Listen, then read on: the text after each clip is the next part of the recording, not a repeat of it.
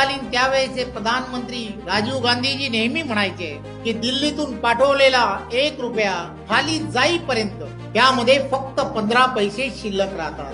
काँग्रेसने अनेक धोरणं तयार केली, बँकांचं राष्ट्रीयकरण केलं, परंतु राष्ट्रीयकरण बँकांचं झालं, परंतु त्या बँकांमध्ये गरीबाचं खातं कधी उघडलं गेलं नाही. जनधनच्या माध्यमातून प्रत्येक गरीबाचं खातं उघडलं गेलं, आधारच्या माध्यमातून त्यांची नोंदणी केली गेली आणि हातामधील असणारा मोबाईल अशा जाम सिस्टीमच्या माध्यमातून या सगळ्यांना एकत्र करून डीबीटी सिस्टीमच्या माध्यमातून डायरेक्ट बेनिफिट ट्रान्सफर हा करण्याचा एक धाडसी निर्णय की प्रत्येक लाभार्थ्याच्या स्वतःच्या अकाउंट मध्ये पैसे जाण्याची व्यवस्था ही देशाच्या प्रधानमंत्र्यांनी सुरू केली आणि त्यामुळे पारदर्शकता आली. प्रत्येक विधवेचं तिला तिच्या महिन्यामध्ये संजय गांधी निराधार योजना असेल किंवा कोणतीही योजना, या योजनांचे पैसे हे डायरेक्ट त्यांच्या अकाउंट वरती मिळायला सुरुवात झाली. मधल्या असणाऱ्या दलालांना घरी बसवण्याचं काम आणि पारदर्शकता आणण्याचं सर्वात मोठं काम